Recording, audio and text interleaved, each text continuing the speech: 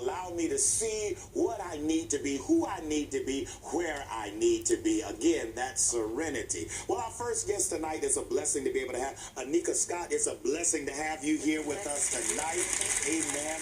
And I love the aspect of where God has had you. In this day and time, we have an abundance of young women who we deem sometimes as the church that have gone astray. But God has given you a unique ministry. And over the past years, God has allowed you to have over 50 young girls, amen, going from tweens to teens, being able to maneuver and speak into their lives because society said they can't be changed. Absolutely. But the devil is a liar.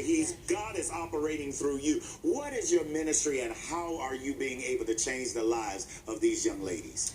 Well, first of all, I just remember being a young lady at that age and being confused and not knowing my worth and not knowing that I was powerful and not knowing that I meant something to God. Yes. And in that, I said, okay, now I have daughters of my own.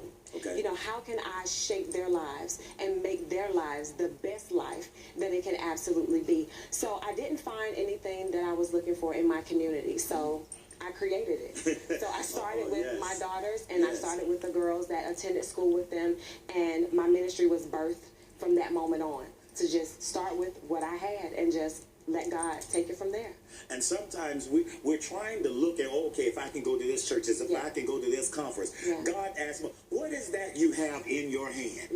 Sometimes God gives us what we need right there around us, and we're looking in so many places. So you started using the young girls, and what is the development process of being able to change their lives and go? Because God has allowed you to write a book and to write two books. One is called The Butterfly Guide, and the other is the DMP Sisterhood. The butterfly, we understand, goes from the larvae to the caterpillar to the metamorphosis.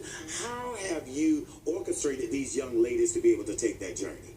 Well, first of all, we start with self-esteem. Self-esteem is the foundation of everything. If you don't know who you are and that you are worth so much more than what society tells you that you're worth, or what your past has told you that you're worth, or what your family is gone through, then you're stuck. So my goal is to let the girls know that you are worth so much more, that you are precious in the sight of God, that you are worth living for, that you are worth dying for.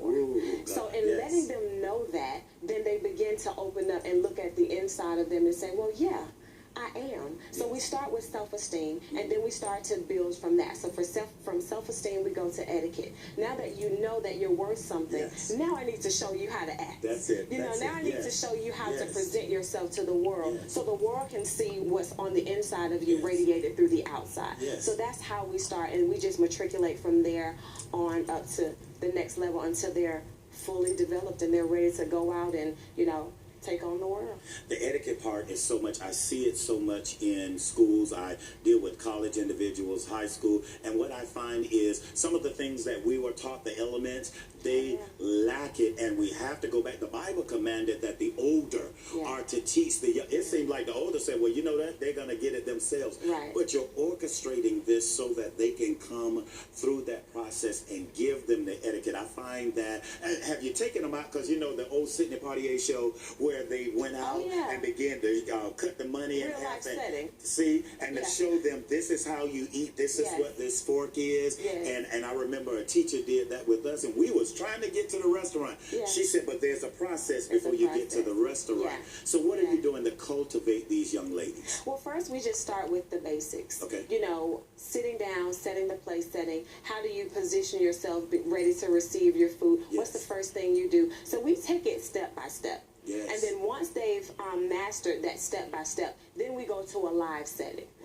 You know what I mean? Because nothing like the real thing. You know what I mean? It's like, okay, you can sit up and you can play and you can, you know, role play. But until you're in that live situation, it's completely different. So we start with that, but we don't do like the serving as far as role playing. We do that live. So you understand how it's placed and all of that, how you order, how you greet people, and that you wait until everybody's seated. You know what I mean? So we do that in the classroom setting.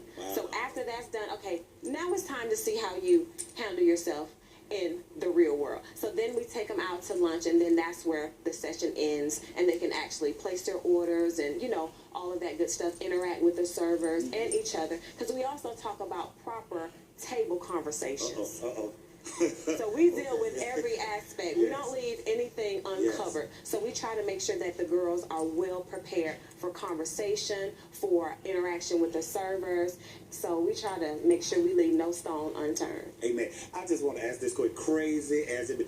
Lord, do you teach the young ladies that when the young man take them out, the first thing they don't ask for is lobster? I mean,